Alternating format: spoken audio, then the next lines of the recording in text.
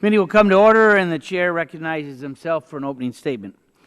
Energy and Commerce Committee certainly has a rich tradition of working together to deliver results for the American people, and I am very proud of our bipartisan record of success in this Congress. To date, we've had 42 bills and provisions signed into law, 42. Additional 46 bills that have cleared the House and await the Senate for their consideration. And with this markup, we look to build upon that success as we consider 22 important bills that seek to address our country's opioid and drug abuse epidemic, improve pipeline safety, prioritize public safety, and, yes, increase FCC transparency. Half of the bills that we're going to consider are aimed at addressing the opioid addiction epidemic that has hit way too many communities and families across the country. Opiate-related overdoses have become the #1 cause of injury related to death in Michigan as well as nationwide. Nearly every 12 minutes, someone dies of a drug overdose in the U.S. We've lost a lot of good kids. It's a frightening reality, and it's only getting worse. So the bills before us today touch on the spectrum of issues driving the opioid crisis. While there's no one solution, these bills represent good steps in addressing a problem that has grown rapidly. Centers for Disease Control and Prevention reports that nationally nearly 260 million opioid prescriptions were written in 2012. That's one for every single U.S. adult with 20 million to spare. And I would like to thank my colleagues on both sides of the aisle, for those on this committee and not, for working to advance these bipartisan bills that will make a real difference in our communities. I look forward to reporting these bills out of the committee this week. Continue to work with our House leaders at a bipartisan basis to ensure that the bills move quickly to the House floor for consideration. We'll also consider an important bill that passed the House last Congress to make it easier for our vets to translate the skills that they have honed on the battlefield to working and volunteering on our EMT squads around the country. Pipeline safety is also something that we should all take very seriously, and it's been a priority of mine since I became chairman, as we did experience a bad spill in southwest Michigan that impacted the Kalamazoo River a few summers ago. While an incident can happen in an instant, the damage takes years, if not decades, to fix, underscoring the need for strong safety laws. We promised action, and today, proud to say that we have a bipartisan agreement on a bill that authorized PHMSA for 5 years and goes a long way to strengthen pipeline safety. Since our subcommittee's work, we've worked with our friends across the aisle to improve the bill, tighten provisions allowing PHMSA to issue emergency orders. We've included new sections to bring transparency to interagency reviews, the regulatory process, and study ways to protect pipelines from corrosion damage. Additionally, the bill will speed up the completion of overdue safety regs, tighten standards for underground natural gas storage facilities, and increase inspections for some underwater oil pipelines. I would note that we're currently looking to finalize a manager's amendment with Mr. Pallone to address a few small outstanding issues. We expect to circulate that amendment shortly after the opening statements have concluded. We also have 9 bills that focus on updating and improving our communications laws to better serve all Americans. One of the most important tasks is ensuring our laws are working for contacting and assisting public safety operations, whether it's dialing 911, providing tools to law enforcement, or promoting connectivity during disasters. Several of today's bills are intended to improve the way Americans are protected in times of emergency. Among these bills is the Kelsey-Smith Act, an important bill that will require telecommunications carriers to share location data if law enforcement believes someone is in danger or faces harm. 22 states have already implemented the law, and it's time that we do it on a national level. We'll also revisit the important issue of FCC process reform, one that this committee has long made a priority. We have 3 bills that have one simple goal: increase transparency at the agency. We've seen time and time again that much of the agency's work occurs behind closed doors with little public insight into the decision-making and operations at the FCC. This does not lead always to good policy, we know, and it does not create the kind of culture of accountability that consumers deserve. By requiring the FCC to publicly post work product, rules changes and delegations of authority, industry regulates, and the public alike benefit from increased visibility into the process. Individually, each of these bills is important. Collectively, they speak to the hard work of our members on both sides of the aisle to enact meaningful solutions that truly make a difference for folks across the country. I now recognize my friend, the gentleman from New Jersey, Mr. Pallone, for 5 minutes for an opening statement. Thank you, Chairman Upton, for calling today's markup. While I can't support every single bill being considered, I am grateful for all the hard work of our staffs for the many bipartisan bills that will be marked up over the next 2 days. In particular, I'm proud that part of our agenda today are 12 bills that aim to address the alarmingly growing trend of opioid addiction. We all know too well the devastation this crisis is creating in our communities. The bills, which are all bipartisan and include the work of our committee members and others, address an array of policies that focus on the continuum of care, prevention, treatment, and recovery. While these are important steps, congressional Republicans continue to reject calls to provide resources proportionate to the severity of this crisis, and Congress must dedicate additional resources to address opioid abuse.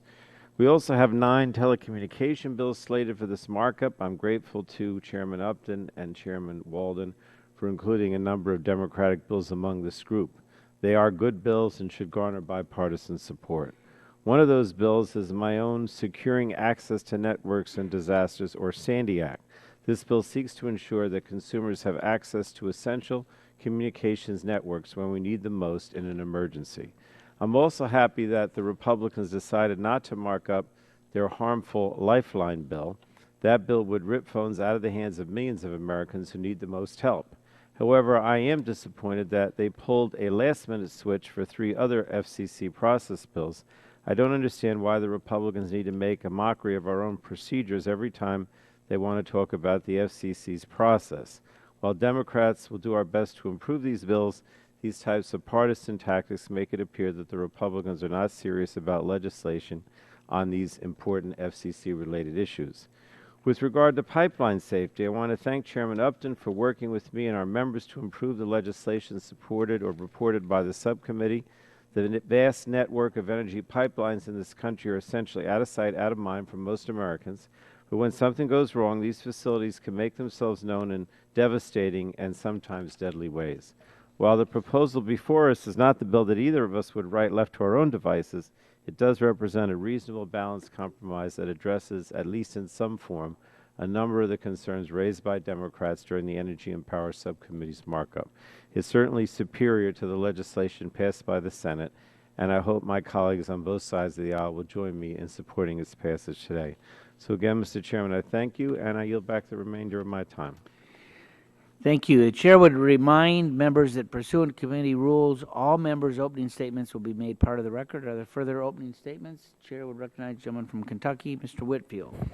Mr. Chairman, I also would like to thank you and Ranking Member Pallone and the rest of the committee for working together on these 12 important pieces of legislation. I'm going to confine my remarks only to the Pipeline Safety Act of 2016, which originated in the Subcommittee on Energy and Power. And if you'll recall, at that markup, we basically put off a number of issues until we could reach the full committee. I'm proud to say that our staffs working diligently on both sides of the aisle have basically reached an agreement on the pipeline safety bill, which is vitally important to the welfare of our country. We do have some issues relating to the emergency order. I think we've made significant progress there, working on checks and balances, but there are still few changes that need to be made to clarify our intent. But I am pleased we've reached an agreement on the overall bill. We expect all changes to be introduced in the form of a manager's amendment, and I look forward to working with all the members to move this bipartisan piece of legislation. Yield back the balance of my time. Gentleman yields back. Chair would recognize the gentleman from Texas, Mr. Green. Thank you, Mr. Chairman. I'm pleased the committee is holding this markup. I'll start out with pipeline safety. We have almost as many pipelines in Texas as we have roads, and pipeline safety is critically important. The bill before the committee today is a good bill that attempts to lay down concrete rules of the road for the next 5 years. For the sake of our constituencies, we need to pass this bipartisan bill in a bipartisan way. I'd like to voice my support for 2 provisions. First, Section 8 would provide PHMSA with direct hire authority for pipeline inspectors. We need inspectors in the field working closely with their industry partners to avoid another emergency situation. In my opinion, robust inspection is the best option available for everyone involved. If we reach the enforcement stage, that means something has gone wrong and we're too late. Industry, PIMSA, and workers support this provision. I'd like to thank my good friend Representative Olson for working with me on this provision. Second provision I'd like to support is Section 15 of the Emergency Authority for PIMSA. While this provision may not be perfect, it represents a strong balance between enforcement and review. It's important to keep in mind that this is an emergency authority. Unfortunately, when there is an incident involving a pipeline, we need to act with speed, efficiency, and resolve. I want our executive agencies on the scene ensuring we are protecting the people and the environment. We must ensure that people have confidence in pipeline system, and effective crisis management will help build that belief. I appreciate the hard work that went into crafting this provision. Compromise is not easy, so I want to thank both sides for drafting this provision. I know there's more work ahead of us, but I look forward to supporting the current bill.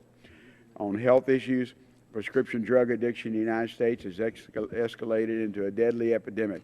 According to the Centers for Disease Control and Prevention, prescription painkillers and heroin are killing the lives of 78 Americans every day. Treatment for pain too frequently ends in addiction and is also leading to the largest rise in heroin use in over 20 years. This crisis has ravaged too many of our families, neighbors, and communities in every corner of the country. I'm pleased to support the 12 bills related to opioid and prescription drug abuse we're considering. Together, they will expand the access to treatment, improve prescribing practices, facilitate understanding of disease, and educate providers and policymakers and the public. A robust, multi-pronged approach is necessary to address this epidemic head on. I want to thank my colleagues on the committee for treating addiction like the public health crisis that it is, and for their work on these thoughtful legislative solutions to the epidemic. The last issue is telecom.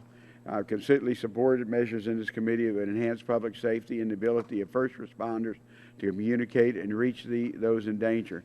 For these reasons, I'm supportive of several of the telecommunications bills the committee will be debating tomorrow and Thursday, including the Sandy Act, introduced by Ranking Member Frank Pallone, which will improve our telecommunications networks during emergencies such as the Superstorm Sandy in 2012, and the recent floods that have seriously impacted communities in our district in Houston, Harris County, Texas. Improving public safety should not come at the cost of our civil liberties, however. I hope the majority will consider changing the Kelsey-Smith Act that reflect the bipartisan deal we made last Congress in our committee. It's important that we balance America's right to privacy with public safety. And again, Mr. Chairman, I thank you for holding the hearing. I'll yield back my time. Chair would recognize the gentleman from Pennsylvania, Mr. Pitts, for an opening Thank you, Mr. statement. Chairman. Before I begin my opening statement, I'd like to ask unanimous consent to submit some documents for the record. Without objection. Thank you, Mr. Chairman. These are statements from Congressman Bill Johnson of Ohio, Congressman Pat Meehan of Pennsylvania, National Safety Council, Community Anti-Drug Coalitions of America, American Medical Association, Harm Reduction Coalition, major county sheriff's associations, American Society for Addiction Medicine, American Physical Therapy Association, New York Council of Youth Sports, and Safe Kids Worldwide. Mr. Chairman, thank you for the recognition. The full committee is considering 22 bills over the next few days, 12 of which were considered and approved last week by the Subcommittee on Health. And it's these bills to which I will direct my statement. These dozen health care bills seek to improve treatment for opioid abuse, report on infants suffering from neonatal abstinence syndrome, update best practices for pain management, prescribing pain medicine, allow for co-prescribing of opioid reversal drugs, expand access to medication-assisted treatment, ban sale of DXM to anyone under 18 without a prescription, study the dangers of opioid abuse in treating sports-related injuries, develop standing orders for naloxone prescriptions, clarify when prescriptions can be partially filled, encourage abuse deterrent technologies for opioids, request a GAO report to Congress on substance abuse treatment availability and infrastructure needs throughout the U.S. As many of you know, one of this committee's top priorities has been helping and protecting children and families, and these bills are the subject of this markup, represent our ongoing efforts to work together to strengthen public health and address problems in our nation's healthcare system. In my home state, Pennsylvania, 1 out of every 4 households is affected by addiction. More than 2,400 Pennsylvanians died from overdoses last year, making it the leading cause of accidental death in our Commonwealth. According to CDC, about 120 Americans on average die from a drug overdose every day. Overall, drug overdose deaths now outnumber deaths from automobile accidents. More than 4 million Americans abuse prescription drugs or painkillers.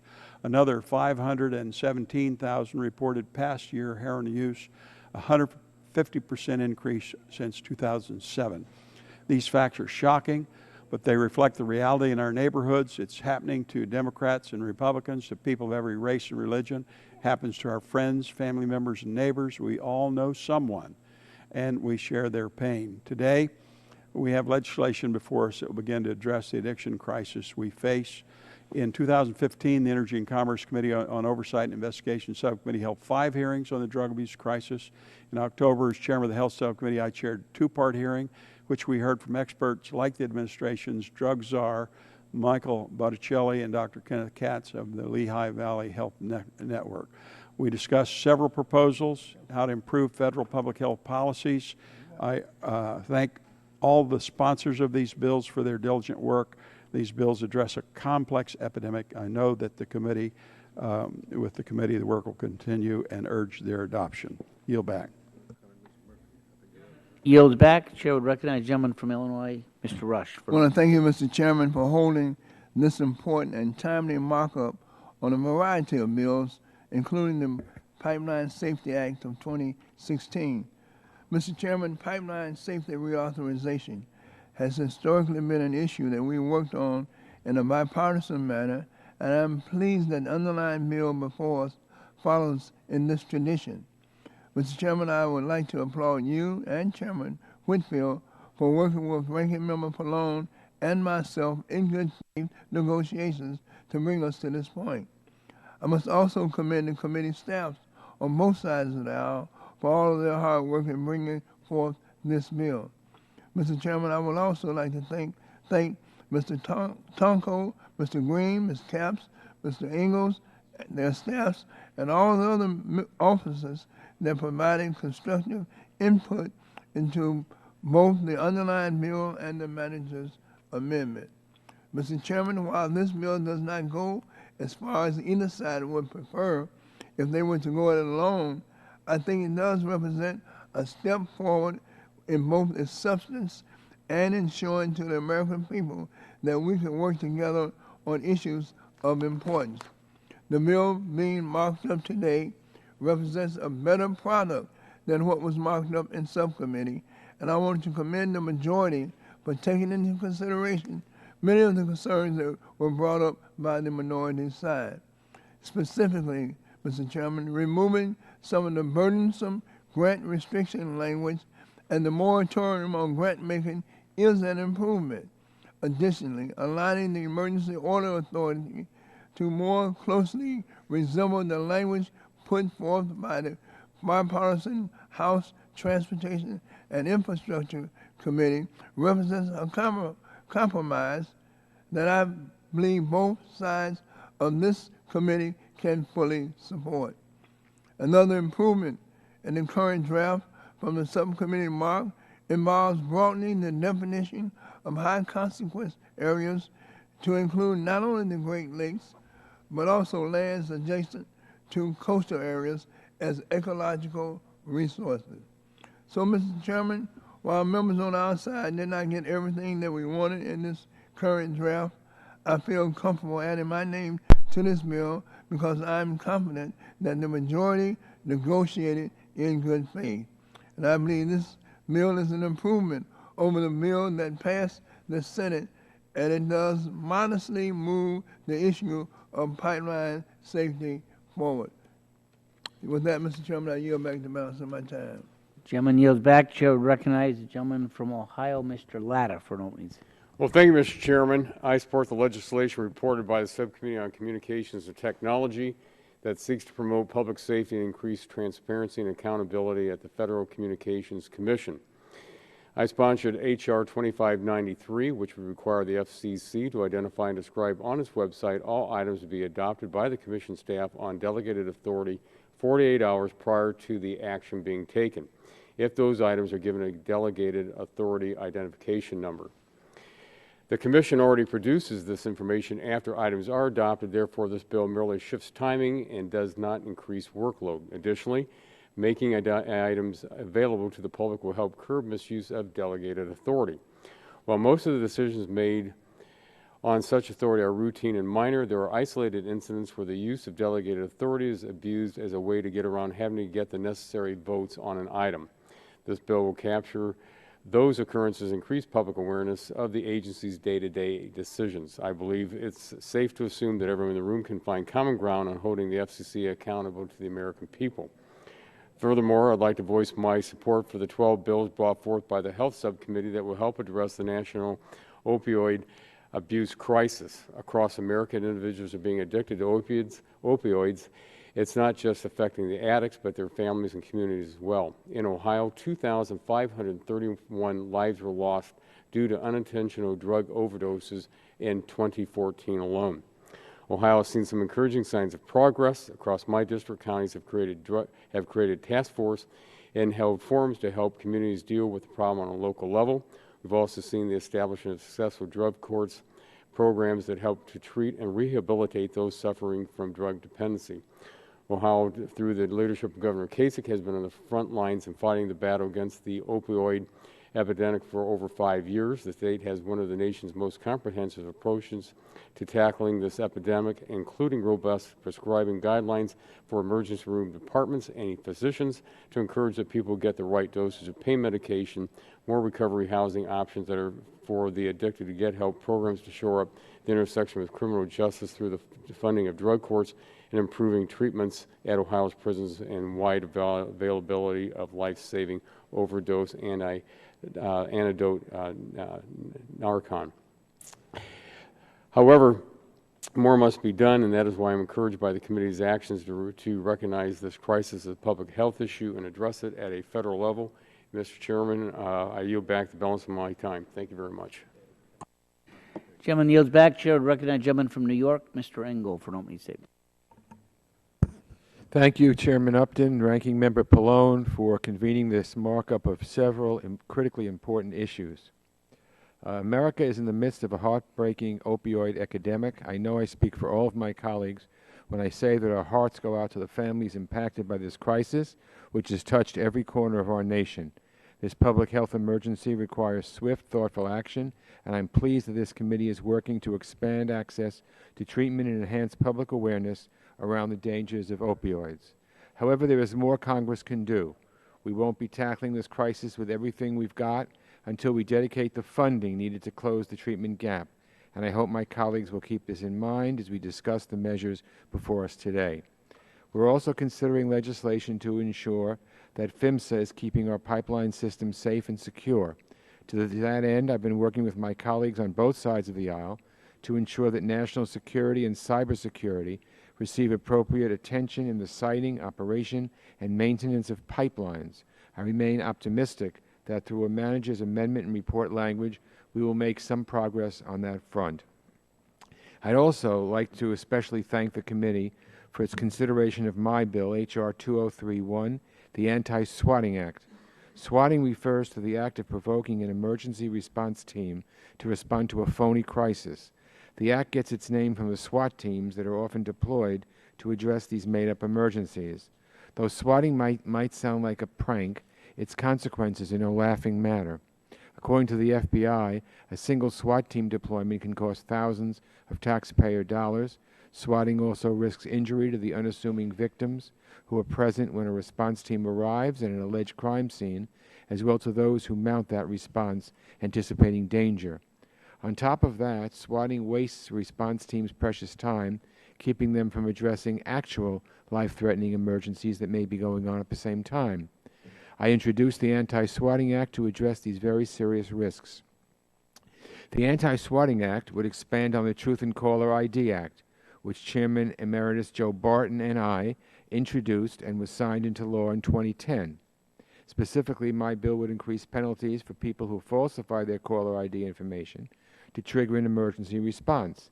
This technological trick called spoofing allows swatters to make it appear as though they are calling in an emergency from a different phone number or location. My bill would also force swatters to reimburse the emergency services that squander valuable funds and valuable time responding to an invented emergency. The goal of my bill is to dissuade potential swatters from wasting emergency response resources and, most importantly, from putting their neighbors and hard-working response teams in harm's way. I introduced the Anti-Swatting Act last year following a string of swattings in my district. Incidents have also occurred in Tennessee, Ohio, New Jersey. The list goes on and on. It's my hope that this bill will keep additional communities from falling victims to these despicable crimes. So I urge my colleagues to vote yes on this important legislation, and I yield back the balance of my time.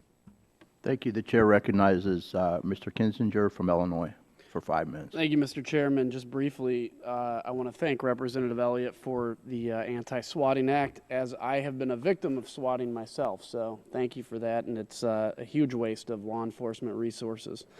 I'd like to speak briefly in favor of two bills I've authored that are before us. H.R. 1818, which is the Vet EMT Support Act, and H.R. 2592, which is a bill to increase transparency at the FCC. The Vet EMT legislation will achieve two important goals.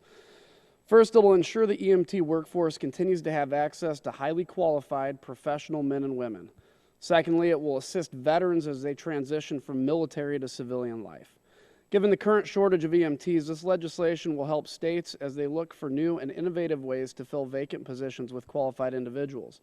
We can accomplish this by helping states streamline their current requirements and procedures in order to assist veterans who have completed EMT training in the armed forces. Corpsmen, medics, and soldiers receive some of the best emergency medical training in the world and prove those skills every day on the battlefield when they deal with complex health problems and significant trauma injuries. That training could then be used to meet the certification, licensure, and other requirements to become civilian EMTs. Unfortunately, many veteran EMTs are required to take classes they've already completed in the military to satisfy the civilian licensure system, needlessly delaying their entry into the civilian workforce and creating a burden on states and on veterans alike. The Vet EMT Act is a common-sense way to help our veterans while improving access to critical health services. I appreciate Congresswoman Capp's support on the legislation and encourage my colleagues to support this bill. The goal of H.R. 2592 is to increase transparency in the rulemaking process at the FCC. My bill would accomplish this by requiring the chairman of the FCC to publish a draft of any item on the FCC's website that's been circulated for a vote within 24 hours of its distribution. As those draft items are required to be circulated to commissioners 21 days before they are to come up for a vote, I feel as though this legislation is more than fair in helping the American public understand exactly what's being voted on by those chosen to regulate the industries on which we so heavily rely. While going through the process of marking up this legislation at the subcommittee level, we took to heart concerns that were raised by my colleagues and amended the original language of the bill to ensure the intent of this legislation, which is to increase transparency for the public, is maintained. And I believe we accomplished that goal. Mr. Chairman, I urge swift passage of both of these bills, and I yield back the balance of my time. Thank you. The chair recognizes Gentlewoman from California, Ms. Capps, for 3 minutes. Thank you, Mr. Chairman. I want to thank our chairman and ranking member Pallone for holding this markup on legislation that will have a real impact on communities across this country. In this committee, we are tasked with protecting and promoting the health and safety of all Americans, the environment, and our nation's most important infrastructure. Over the course of the next 2 days, this committee will propose changes to our nation's telecommunication systems, improvements to public health and the ongoing opioid epidemic, and vitally important safety updates to our nation's pipeline and hazardous materials regulations. While each of these topics is worthy of a full opening statement, I would like to focus on only a few of them given the time constraints. As a country, we are dependent upon accessible and reliable energy, and while we must take every opportunity to support efforts to transition away from dirty and dangerous fossil fuels and the infrastructure responsible for them, this will not happen overnight. Until such a time that we can reliably provide all of our nation's energy from clean, renewable sources, it is our responsibility to ensure that our energy infrastructure is as safe as possible. This is especially true for the vast network of liquid and natural gas pipelines across the country. transporting oil and gas is inherently risky. As we've seen over and over, it is only a matter of when an accident occurs, not if there will be one. We know the importance of this far too well on the central coast of California. Last May, one of the pipes in the Plains All-American Pipeline ruptured and spilled crude oil across the landscape and into the ocean near Santa Barbara, causing incredible damage to our local environment and economy. This is just one of the many incidents that have occurred over the past few years. Fortunately, we have the opportunity to improve upon the safety of our nation's pipeline infrastructure in the Pipeline Safety Act we are marking up this week. We must learn from these tragedies and strengthen the necessary safety measures to protect public health, local economies, and the safety of our environment. After much negotiation, I believe that the bill before us is a modest but important step to do just that. We must move forward to improve clarity, transparency, and ensuring safety for all pipelines across the nation. The Pipeline and Hazardous Materials Safety Administration is the agency tasked with ensuring the safety of the infrastructure, and we must ensure that this agency has necessary tools and guidance to do this. The bill before us provides a good start, but there is still room to strengthen this bill to better protect our communities from potential spills. I also want to take a moment to highlight the importance of the other bill that was just referenced, H.R. 1818, the Veterans Emergency Medical Technician Support Act, or the VETS EMT Act for short. I've worked with Representative Kinzinger over the past 2 Congresses on this issue, and I'm pleased to see that we are again considering this important legislation. While in the military, our men and women receive some of the best technical training in emergency medicine, but when they return home, they are often required to start back at square one to receive certification for civilian jobs or have their credentials lapse while they are deployed. As a result, our veterans are often disadvantaged when trying to participate in the civilian workforce, which both marginalizes our veterans and prevents them from contributing their medical expertise in our communities. VETS EMT is a small but straightforward bipartisan bill to help address this. I'm hopeful we can work together in a bipartisan way to get this bill into law. Thank you for including these important bills into this week's markup, and I'm yielding back. Thank you. I appreciate that. The chair recognizes himself for 3 minutes. The bills before us today are important to our local consumers, families, and communities. Today we take up a series of telecommunications bills that add common sense transparency to the FCC and prioritize efficient collaboration between law enforcement and telecom companies. We have been working hard to cultivate common sense bipartisan process reforms that allow all interested parties a window into the FCC rulemaking process. The partisan slide we have heard commissioners testify to in hearings is impeding the important work the FCC is tasked to do. These bills will bring a bright light to a process that needs it. By taking up Kerry's Law and the Kelsey-Smith Act this week, we will encourage further collaboration between law enforcement and telecommunications companies to fix deficiencies in our connected world. These bills will help save lives while keeping privacy concerns in mind for every American. Additionally, the health bills we will consider address a major crisis we face as a nation. Prescription drug abuse, particularly with opioids, has become a nationwide epidemic. There have been more deaths related to drug abuse than car accidents in our country. This epidemic affects all of our constituents and local economies, local communities. These pieces of legislation are critical to our work to address this crisis. They will address gaps in service, provide education, reduce the risk of accidental overdoses, and update best practice guidelines. I've witnessed the plight drug abuse has on our families, communities, and our economy. I understand the urgency of this epidemic, especially in my home state of Florida. We need to address not only the addiction aspect of this problem, but also raise awareness and educate the public on this mental health issue. I'm happy that the committee is continuing our work to ensure that no more lives are unnecessarily lost. I urge the support of all these bills before us, and I thank the committee, thank the chairman and the ranking member for this very important markup, and I yield back. And now I will recognize Ms. Schakowsky from the great state of Illinois for 3 minutes. Thank you, Mr. Chairman. I'm very pleased that this committee is working in a bipartisan manner to advance several bills that respond to the horrible epidemic of opioid abuse we're seeing across the country. And while I strongly believe that we need to increase federal investments in order to expand access to community-based treatment programs, I also support efforts to leverage existing providers by allowing them to treat more patients who need help with addiction. Currently, we have thousands of people across the country on waiting lists to access medication-assisted treatment because of the current caps on prescribing such treatment and the limited number of providers who can prescribe. And at the same time, we have people dying of opioid overdoses every single day. At present, nurse practitioners and physician assistants can prescribe scheduled drugs, including opioid, for pain management. However, we do not allow nurse practitioners or PAs to describe the medication used to treat opioid addiction. I'm very pleased that the Opioid Use Disorder Treatment Expansion and Modernization Act will eliminate this inequity. Nurse practitioners provide care in nearly every healthcare setting, including clinics, hospitals, emergency rooms, urgent care sites, private physician or nurse practitioner practices, nursing homes, schools, and homeless clinics.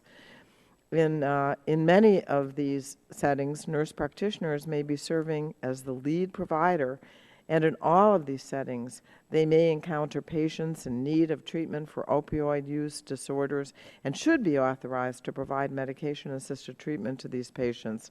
Similarly, PAs frequently work with patients who struggle with opioid dependency, and while some PAs may choose to specialize in addiction medicine, there are also approximately 30,000 PAs practicing in primary care providers on the front lines of patient care in hospitals and private practices, community health centers, prison, behavioral health care facilities, and free clinics, where they commonly encounter patients who suffer from or are at risk of opioid addiction.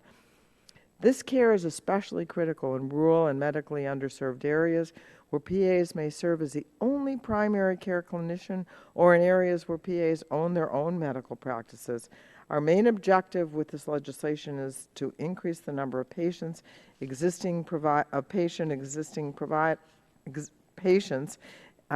can treat and hopefully to expand the type of providers allowed to prescribe medication-assisted treatment.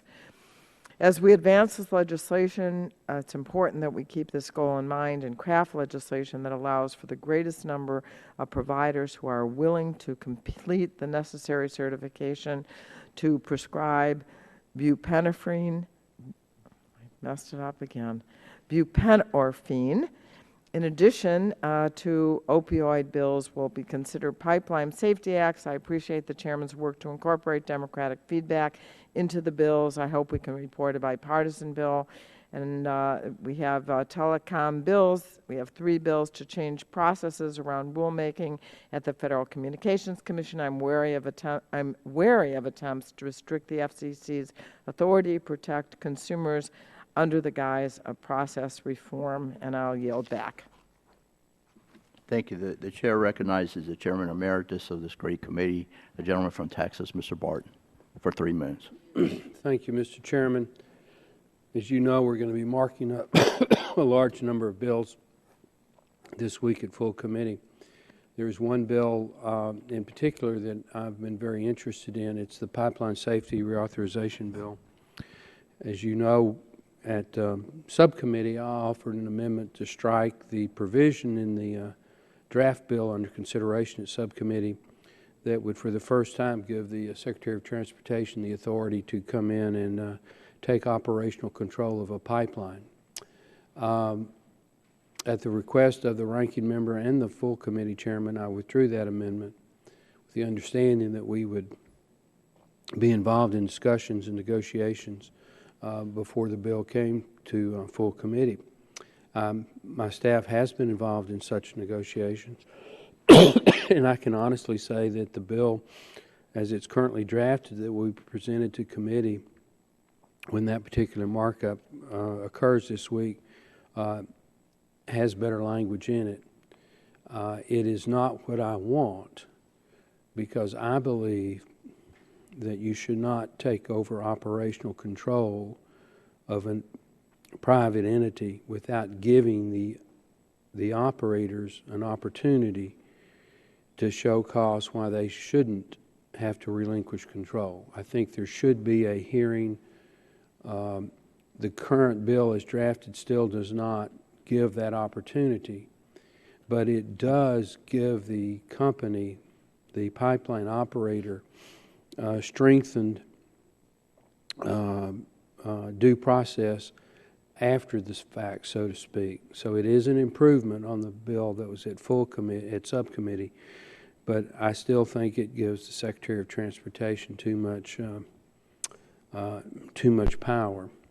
I do understand that there's a joint referral on this bill, that the Transportation Committee has referral, as does this committee, and I understand that our full committee chairman wants to have a strong bill, a bipartisan bill, come out of this committee. As past chairman of the full committee, I'm supportive of that. So I will continue to listen and to work and see if perhaps we might not could yet strengthen the language. I want to be supportive. I do appreciate Chairman Upton and Mr. Pallone and their staff working with my staff on this issue. And we have made progress. Hopefully we can make some additional progress when we get into the markup. And with that, I yield back. Thank you. The chair recognizes the gentleman from New York, Mr. Tomko, for 3 minutes. Thank you, Mr. Chair. I rise in strong support of the Opioid Use Disorder Treatment Expansion and Modernization Act, which I joined my colleague, Representative Larry Bouchon, in introducing. At the outset, I would like to thank Representative Bouchon and his staff, as well as the hard work of individuals on the committee staff and those on my personal staff, our legislative director in particular, to get this bill to this point. This is an effort we have been working on for close to a year, and the final product we have arrived at is something of which we can take great pride.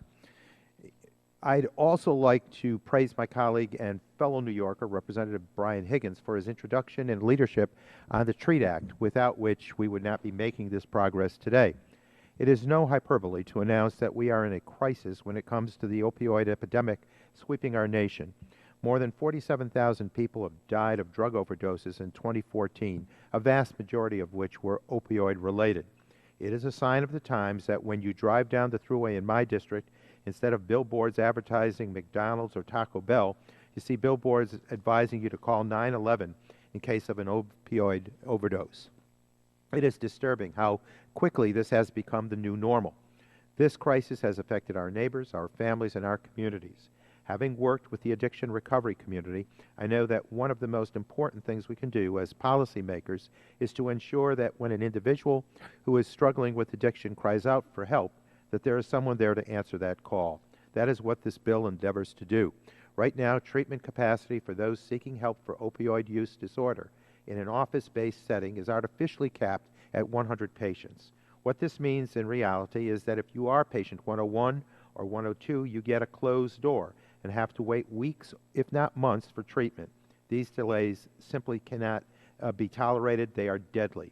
The legislation before us will raise that cap for qualified physicians to 250, expanding existing opioid treatment capacity by some 150%, all while ensuring the care that individuals receive is high quality and minimizes the risk of diversion. In addition, this legislation will, for the first time, expand buprenorphine prescribing authority to nurse practitioners and physician assistants who meet certain training requirements and comply with applicable state laws. By bringing these practitioners into the fold, we can expand treatment capacity, especially in rural areas where physicians might be few and far between.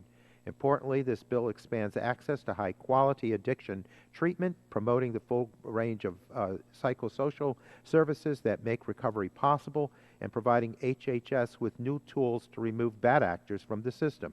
Any member interested in decreasing the unlawful diversion of buprenorphine should support this legislation. This legislation is not perfect, and I would still like to see a higher patient limit for the top class of physicians. in the midst of this crisis, ensuring access for all needs to be our top priority is important. No matter where we ultimately land on this arbitrary number, we will still be closing the door on someone who needs our help. We wouldn't accept this in any other field or medicine.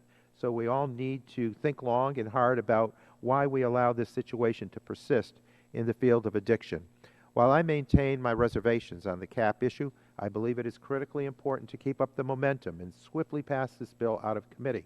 Even in its imperfect form, this bill will make a huge difference in the lives of those struggling with this disease.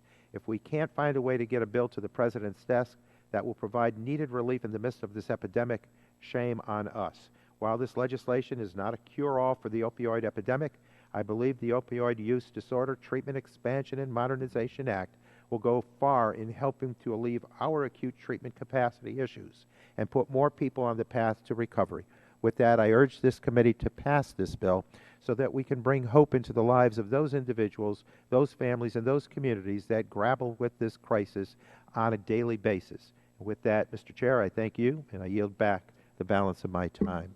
Thank you. Are there further opening statements? If not, the Chair calls up H.R. 5050 and asks the clerk to report. H.R. 5050, to amend Title 49, United States Code. Without objection, the first reading of the bill is dispensed with, and the bill will be open for amendment at any point. So ordered. We are now on H.R. 5050, and the committee will reconvene at 10 a.m. tomorrow. I remind members that the Chair will give priority recognition to bipartisan amendments, and I look forward to seeing you tomorrow. Without objection, the committee stands in recess. Thank you.